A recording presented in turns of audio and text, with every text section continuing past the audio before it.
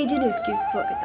ಯಾದಗಿರಿ ತಾಲೂಕಿನ ಅರಕೆರಬಿ ಗ್ರಾಮದ ಶ್ರೀ ಬೆಟ್ಟದ ಪರಮಾನಂದೇಶ್ವರ ಜಾತ್ರೆಯು ಸಹಸ್ರಾರು ಭಕ್ತರ ನಡುವೆ ರಥೋತ್ಸವ ಜರುಗಿದೆ.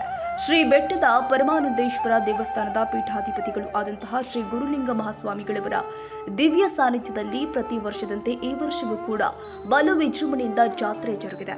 ಜಾತ್ರೆಯು ಬರೀ ಒಂದು ಗುಡಿ ಅಥವಾ ಗೊಂಬೆಗೆ ಸೀಮಿತವಾಗಿರದೆ ಇಡೀ ಊರಿನ ಉತ್ಸವವಾಗಿ ಮಾರ್ಪಟ್ಟಿರುತ್ತೆ. ಜಾತ್ರೆ ಎಂಬುದು ಒಂದು ಸಾರ್ವಜನಿಕ ಸಂಭ್ರಮ ಅಂತ ಹೇಳಬಹುದು. ಊರೊಳಗಿನ ಜನತೆಗೆ ತಮ್ಮೊಳಗಿರುವ ಭಿನ್ನಾಭಿಪ್ರಾಯವನ್ನ ಬದಿಗಿಟ್ಟು ಒಂದುಗೂಡುವ ಸಮಯವಿದಾದ್ರೆ ಹೊರ ಊರುಗಳಲ್ಲಿ ನೆಲೆಸಿರುವಂತವರಿಗೆ ತಮ್ಮ ಊರಿಗೆ ಭೇಟಿ ನೀಡಲಿರುವ ಒಂದು ಸಂದರ್ಭ.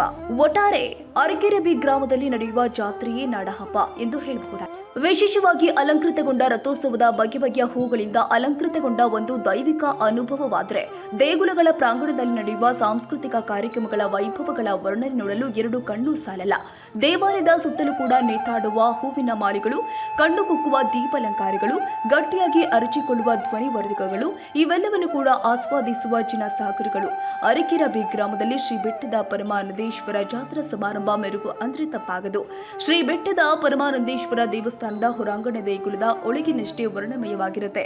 ಹೊರಗಿನ ಸದ್ದೆ ಗದ್ದೆಗಳು ಕಿಕ್ಕಿರಿದು ಸೇರುವ ಜನರೇ ಒಂದು ದೊಡ್ಡ ಅಲಂಕಾರ ಮಹದ್ವಾರದ ಉದ್ದಕ್ಕೂ ಹಾಕಿರುವ ಮಿಠಾಯಿ ಅಂಗಡಿಗಳು ಹಾಗೂ ತಿಂಡಿ ಗಾಡಿಗಳು ಜಾತ್ರೆಯ ಪ್ರಮುಖ ಆಕರ್ಷಣೆ. ಜಾತ್ರೆಗೆ ಹೋಗುವುದು ಅಂದ್ರೆ ಒಂದು ಸಂಭ್ರಮ. Nizamuddin, Yadgiri, AJ news.